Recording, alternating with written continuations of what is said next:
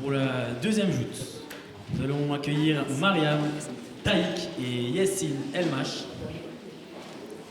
Pour l'école fait-elle plus de mal que de bien?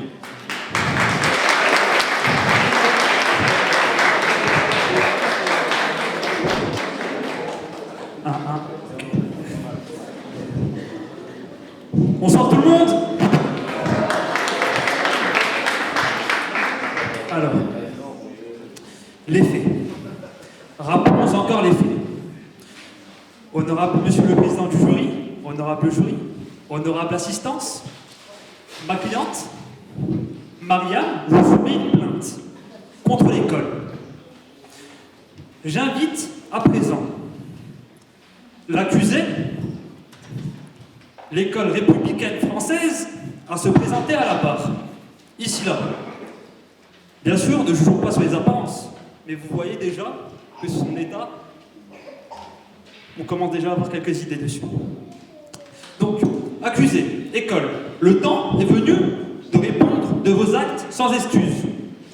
Mon plaidoyer n'a pas vocation à se transformer en pamphlet contestataire à l'encontre de l'école, il se réfère simplement à un constat que j'ai pu faire. Votre honneur, j'aimerais maintenant que vous me permettiez de présenter les preuves que j'avance, et je vous le prouverai. Aujourd'hui, j'accuse l'école républicaine j'accuse l'école républicaine de faire plus de mal que de bien. Dites-moi, cher accusé l'école, êtes-vous fier de ce que vous avez fait à nos enfants? Réalisez-vous? Merci.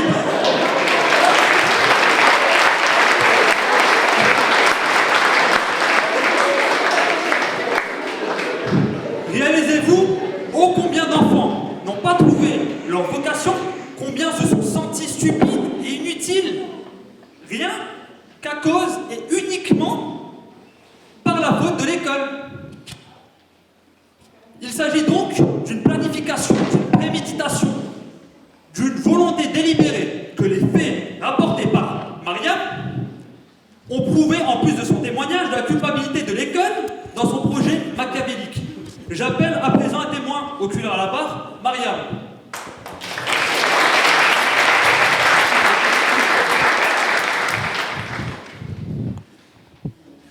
On va déjà commencer par le commencement. Bonjour, mesdames et messieurs, chers membres du jury, chers orateurs, chers membres de l'école des jeunes orateurs, cher public, je suis heureuse d'être présente parmi vous et de vous parler de l'école. Fait-elle plus de mal que de bien? Et oui, l'école fait plus de mal que de bien. L'école nous fait du mal. C'est une prison, car elle emprisonne notre esprit.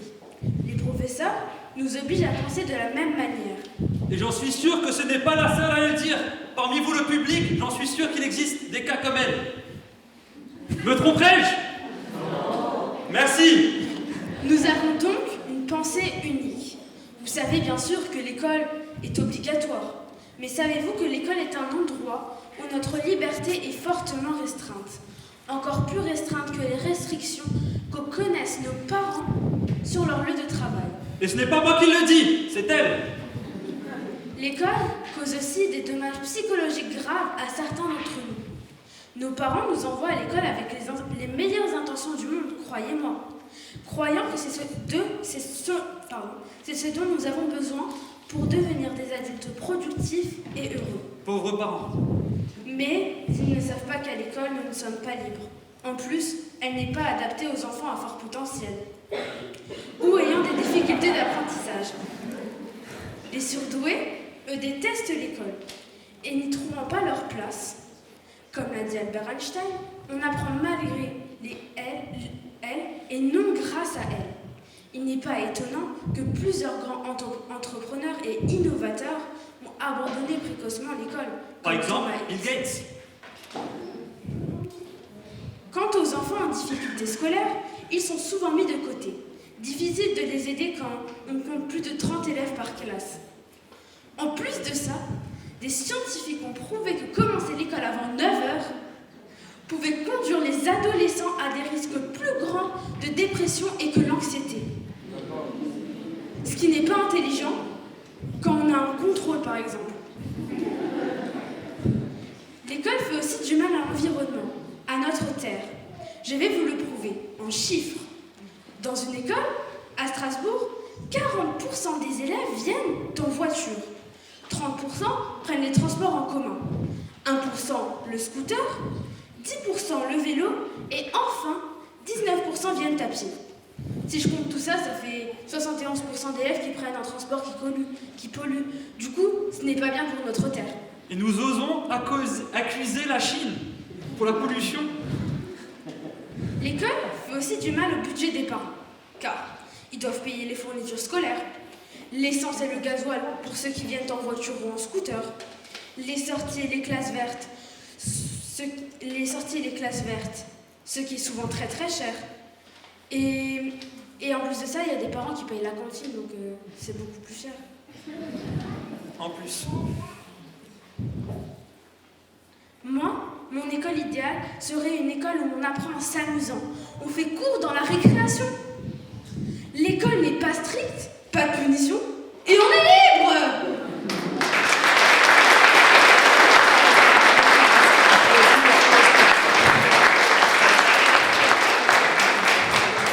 Et donc, après ces belles paroles que Mariam a pu nous donner, pensez-vous maintenant, chers membres du jury, cher public, que l'école apporte vraiment du bien? L'éducation prioritaire est un échec. Ne me croyez pas sur parole, mais lisez le rapport de la Cour des comptes, fait par des magistrats qui a récemment évalué l'éducation prioritaire dans les quartiers durs, dit politique de la ville. Je cite dans ce rapport: la faiblesse de la capacité du système éducatif français à faire réduire les inégalités de départ des élèves et à faire progresser la mixité. On n'en est pas capable. Pour la haute juridiction française, la politique d'éducation prioritaire censée promouvoir l'égalité des chances et réduire les écarts ne fonctionne pas. À défaut de les réduire, et au mieux, elle stagne.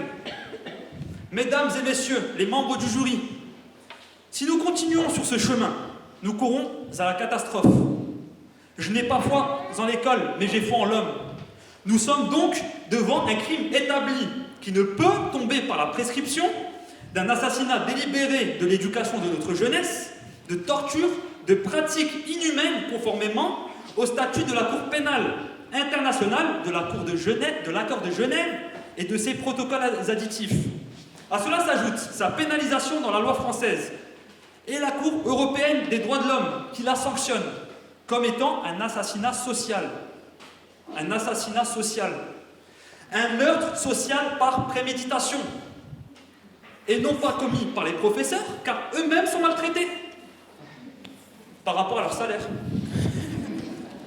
Et quel crime est plus grave, plus abject et plus horrible que d'attenter au droit à la réussite, ne serait-ce qu'au brevet du collège? Dois-je vous rappeler le nombre de victimes? Et rien qu'au Neuf, à 2 encablures de là. Tout le monde connaît le Neuf? Connaissez-vous les résultats du diplôme national du brevet au collège Solignac? Ils sont de 60%, contre 90% à l'échelle académique. Est-ce normal? Est-ce normal? Non. Merci. Rappelez-vous, si vous décidez d'acquitter l'école, si vous refusez de maintenir l'école en détention, si elle échappe au droit et à l'autorité de la justice, alors l'opportunité sera donnée à la haine de se répandre. C'est ce qu'on commence déjà à voir. Rappelez-vous, ces jeunes enfants déscolarisés, ces décrocheurs, ces 800 000 élèves quittant l'école sans avoir obtenu le moindre diplôme. Et encore, je ne parle pas de ceux qui ont obtenu un diplôme et qui sont dans le même cas actuellement. Notre jeunesse porte des habits de deuil. Une main assassine dénommée l'école l'a empêché de croire en ses rêves. Quelle faute notre jeunesse a-t-elle commise pour se voir subir tant de mal? Monsieur le président du jury, je viens dénoncer les crimes sociaux contre l'humanité qui ont été perpétrés par l'école et qui sont perpétrés à l'instant contre notre jeunesse, contre notre société et contre notre pays, la France. L'heure de vérité a sonné, que la conscience revienne à la conscience. Je refuse de cautionner que les inégalités continuent à s'accroître malgré tous les moyens financiers engagés. 1,4 milliard d'euros en 2016 pour la politique d'éducation prioritaire. Je refuse de cautionner que parce que du fait de son origine sociale, certains élèves accèdent aux filières de prestige et les autres aux dites voies de garage. Je refuse de cautionner que parce que du fait de son lieu d'habitation, la maîtrise de la langue française soit de 83%. C'est pas normal. Ce devrait être de 100%. Nous sommes en France. Et dans un collège français, dans des collèges français, dans des écoles de la République française. Contre seulement 60% en REP+, encore pire. Je refuse de cautionner les phénomènes de ségrégation sociale et scolaire. Je refuse enfin de cautionner que le principe d'égalité des chances soit mis au banc de nos priorités. Donc les grandes écoles sont toujours aussi fermées aux enfants d'ouvriers.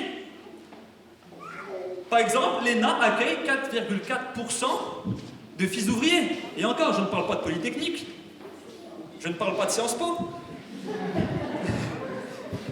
Ces faits factuels m'invitent donc à plaider la cause de ma cliente, Mariam. En conséquence, je requiers du jury et du public à l'encontre de l'école la peine maximale, à savoir une réforme totale de l'école républicaine. Merci.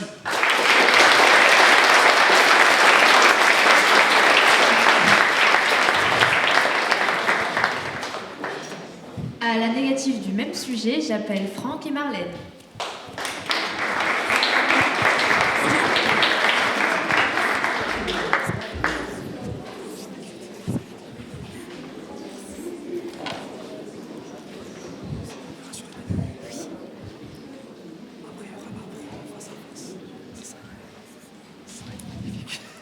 Oui. Bonjour.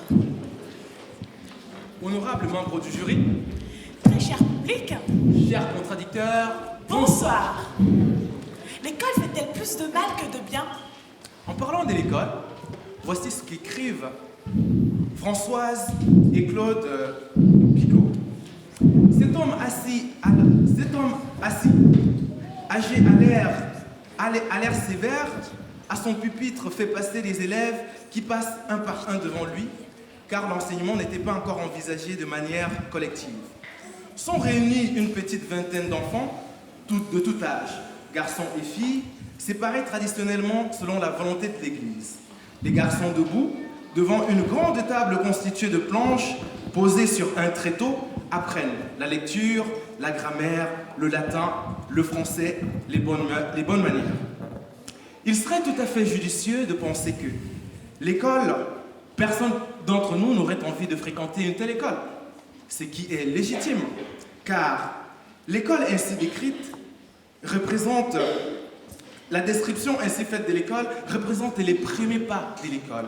Il s'agit là de la période où il était encore dans ses balbutiements, où les premiers jalons de sa fondation commençaient à être posés. Oui, mesdames et messieurs, l'on peut en effet penser que l'école a connu des heures sombres à un moment donné de son histoire. Cependant, l'école n'a cessé d'évoluer au fil de son temps. Une telle évolution prend notamment corps au XIXe siècle à travers la loi du 28 mars 1882 instituant l'école de la République. Cette loi pose l'école comme la res communes, la chose de toutes, et non plus la seule chose dévolue à la seule bourgeoisie. Aujourd'hui, plus qu'hier, l'école s'impose comme le plus grand bien que l'humanité n'a jamais connu. Ces retombées extraordinaires s'imposent majestueusement dans l'air du temps et illuminent la vie en société. C'est parce que l'école fait plus de mal que de bien qu'elle est obligatoire. Ouvrez des écoles et vous fermerez des prisons, disait Victor Hugo. À votre avis, pourquoi l'homme a-t-il souvent recours à la violence? C'est parce que bien souvent, il ne sait plus parler. Où pouvons-nous apprendre, dès notre plus jeune âge, à argumenter, à se battre, à l'aide des mots et pas à l'aide des poings? À l'école, bien évidemment. Dès notre plus tendre enfance, l'école nous permet de développer biologiquement notre cerveau, d'accumuler des savoirs stimulants, passionnants, extraordinaires, inimaginables et invraisemblables. 1 + 1 est égal à 2. Ou encore, les si n'aiment pas les raies. Ou mieux, on ne va pas au coiffeur, mais chez le coiffeur. Mais surtout, la Renaissance, le siècle de lumière, le 19e siècle, le siècle du progrès. Mais aussi Molière, Diderot, Victor Hugo, Maupassant. L'école nous permet de développer notre culture générale, de nous socialiser au monde. L'école nous appelle à sortir de nous, à aller au-delà, et encore au-delà, et encore au-delà, pour aller à la rencontre de l'autre. L'école, c'est aussi les activités hors cours, l'UNSS, le club journal, le club cinéma, le club échec, les voyages scolaires. Souvenez-vous-en, je suis sûre que vous avez des souvenirs. Les activités périscolaires, les sorties à la médiathèque, au musée, ces ouvertures au monde que tant d'enfants n'accèdent pas. Quel est le lieu où la magie de cette ouverture s'opère? À l'école. On oublie trop souvent que l'école est une aubaine, une chance inouïe. Dans certaines régions du monde, l'école est un vrai parcours du combattant et le savoir une conquête. L'école fait du bien, elle endurcit l'âme et le corps. Chaque matin, parfois au péril de leur vie, des enfants héroïques s'engagent sur le chemin de la connaissance. Ils gravissent des montagnes, s'abîment des pieds sur des chemins de poussière et de cailloux. Ces écoliers sont les héros de leur propre histoire. Ils la construisent en même temps que les kilomètres qu'ils parcourent. Certes, l'école regorge un nombre non négligeable d'aléas qui jalonnent son existence. On y retrouve notamment la souffrance des élèves qui souffrent dans leurs grandes difficultés, le harcèlement scolaire, les conflits entre les élèves et bien d'autres encore. Mais mesdames et messieurs, si l'école est le lieu d'instruction par excellence, elle est surtout un espace d'apprentissage de la vie, mieux de l'existence. On parle alors de l'école de la vie. C'est ici que l'enfant est confronté pour la première fois aux réalités de la vie, aux problèmes de la société. Dans son documentaire intitulé « L'enfant et le maître », sorti en septembre 2017, le réalisateur Alexandre Moreau démontre à quel point l'école permet à l'enfant de développer l'estime de soi et son autonomie. Grâce à l'école, ce dernier procède au dépassement des difficultés qui se dressent devant lui et s'accomplit ainsi pleinement dans la société en tant qu'individu. Assimiler l'école au mal, cela ne sera jamais possible. De tout temps, l'école a toujours été envisagée comme une chose qui procure le bien à l'homme. Ne vous rappelez pas donc ce célèbre adage qui dit « Faites bien l'école et l'école vous fera du bien ». L'école est une aubaine offerte à l'homme, non seulement pour garantir son avenir, mais également pour s'accomplir pleinement dans la société. Très cher jury, moi, je suis une enfant de la REP et je ne peux vous exprimer le bien que la REP me porte au quotidien. L'ouverture à l'autre, la mixité, la capacité de me rendre compte de la chance que j'ai. Certes, il y a mieux, mais il y a tellement pire. Comme vous pouvez le voir, je suis noire de peau et je viens d'Afrique. Et dès ma plus tendre enfance, ma mère me disait « Tais-toi, tu ne sais rien. C'est les adultes qui décident. Arrête de réfléchir, tu vas devenir folle. On ne parle pas. Tais-toi, je vais te taper. » Alors c'est bien connu en Afrique que c'est toujours par le fouet que l'enfant se tait. Et puis, je suis arrivée en France et à l'école, on me disait « Réfléchis, Marlène, pose des questions. As-tu compris? T'es sûre là? Et toi, qu'est-ce que t'en penses? T'es d'accord? Vérifie tes sources, ne crois pas en tout et n'importe quoi. » Et me voilà aujourd'hui en train d'être écoutée par des personnes d'expérience dont certaines sont bien plus âgées que moi.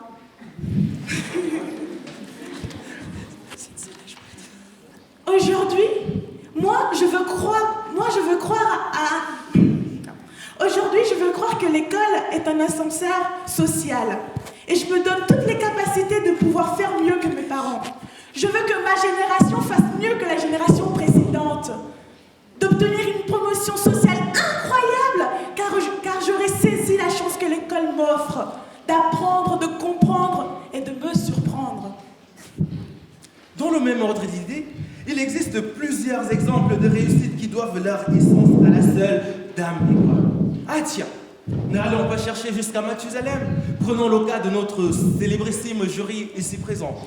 Je sais qu'il vous a été présenté, mais ma foi, il me semble que nos contradicteurs n'ont pas bien saisi l'information. Alors je vais le réitérer. Les personnes qui composent notre jury sont les suivantes. Monsieur Alexandre Bess, directeur du Centre socio-culturel de la Ménon. Madame Aurore Gorius, journaliste au journal d'investigation Les Jours. Madame Delphine Lenormand, déléguée à la communication chez France 3 Alsace. Monsieur Abdel Samad, l'une des révélations du projet Versus. Et Madame Clémentine Ozol, une brillante étudiante à l'IEP de Strasbourg. La particularité de ce jury tient du fait que toutes les personnes qui la composent sont de purs et authentiques produits de l'école. Eh bien, elles ont bien fait l'école. L'école leur a-t-elle fait du bien en retour? Je suppose que vous connaissez la réponse. Aujourd'hui, nos chers contradicteurs jettent l'opprobre sur l'école, et ce devant un jury qui en est la personnification même de ses bienfaits. Nous osons croire que le jury aura une bonne pensée pour eux lors des délibérations. Mesdames et messieurs, Honorable jury, ce serait une erreur monumentale que de croire que l'école nous jette à terre. et que celui qui n'a jamais été à l'école jette la première pierre. Merci.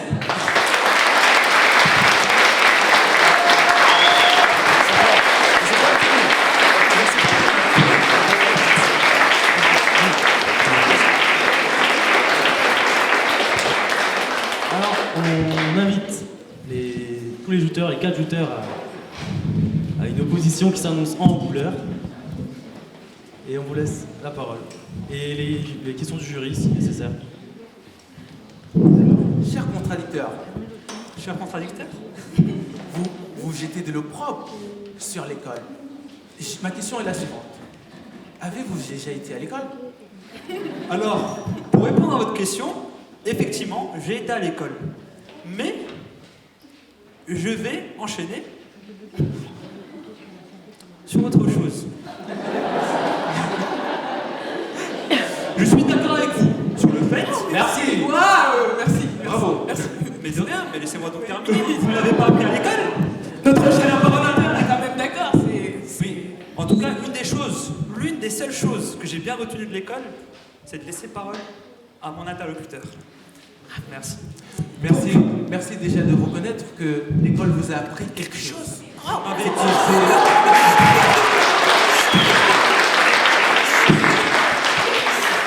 Je me suis trompé, en fait, c'était mes parents. Donc, laissez-moi donc la parole, s'il vous plaît. Merci. Ce que je voulais dire, effectivement, le concept de l'école, l'idéologie que l'on a de l'école est magnifique. Mais vous reposez sur une utopie. Effectivement, les membres du jury sont un produit de l'école. Ce sont un des produits réussis de l'école.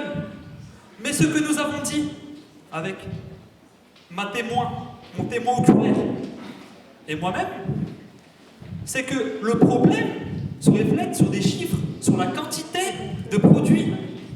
On a une majorité d'échecs par rapport à une minorité de réussites. Mais ce n'est pas la faute à l'école, c'est le système, c'est la manière dont elle est implémentée dans les systèmes, dans des pays. Voilà, c'est la manière dont est faite Mais l'école. ce n'est Nous pas- ne nions pas Mais le l'école. C'est système la est l'école. manière dont elle est faite. Exactement. Le système et l'école. On revient donc à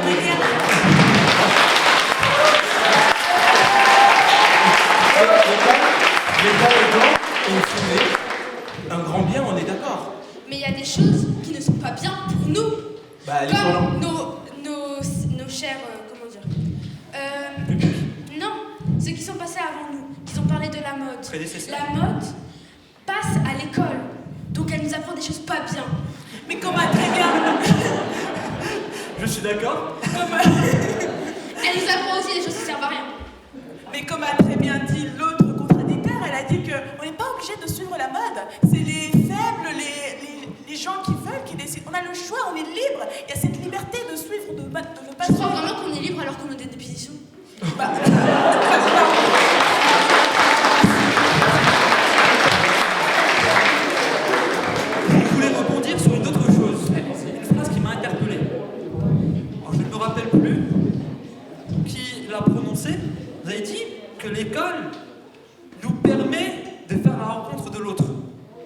C'est bien ça? Effectivement, des personnes ont rencontré leur conseiller Pôle emploi et leur conseiller à la mission locale pour trouver un emploi. C'est une des rencontres qu'ils ont pu faire grâce à l'école. C'est parce qu'on a voulu dire dans nos propos. On a voulu montrer qu'au-delà de son aspect, du fait que l'école, c'est de l'instruction, c'est le lieu par excellence de l'instruction, c'est aussi l'apprentissage. C'est l'école de la vie où l'enfant fait ses premiers pas par rapport à la réalité quotidienne, à la réalité de la vie. Alors, l'école, dans ce cadre-là, est la meilleure chose que le monde a pu connaître. Alors, c'est bien beau ce que vous dites. C'est pas moi, c'est la réalité. D'accord, si vous le voulez. Mais considérant l'apprentissage de la vie, nous avons aussi des structures qui se nomment centres socioculturels. Mais et nous avons même... Heureusement, et cela vient juste rajouter, c'est en plus de l'école. Mais Merci. vous avez dit que l'école... Merci beaucoup. Dernier argument, ensuite on laisse... Vous avez dit que l'école nous fait avoir de bons emplois, non? L'école, Si on travaille bien, il y a Alors il y a des enfants qui travaillent bien, mais des gens qui mettent le foulard, ils n'ont pas de travail, tu m'expliques? Ils sont SDF, ils n'ont pas de travail, J'ai pas compris ce que tu veux dire par là. C'est bien. Si on vous êtes pas là, ça va. C'est pas le plan. Attendez. Est-ce qu'on a des questions du jury? Non? Bien, merci beaucoup alors.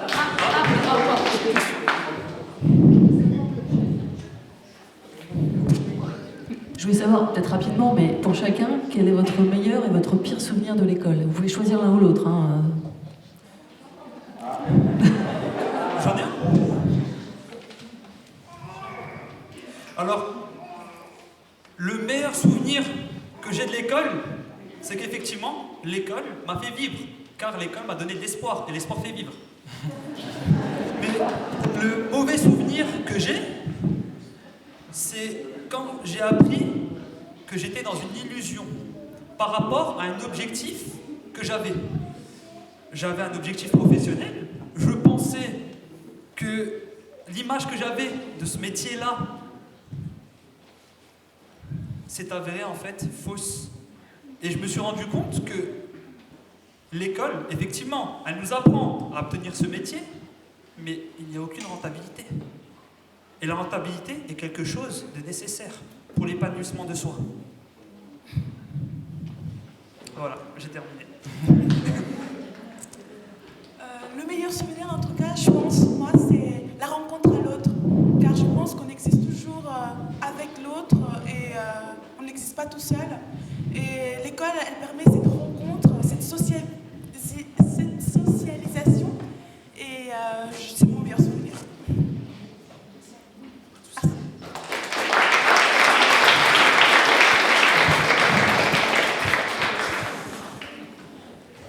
Alors, pour le deuxième sujet, l'école fait-elle plus de mal que de bien, qui opposait deux duos, donc Mariam et Yacine face à Marlène et Franck. Les lauréats sont Marlène et Franck.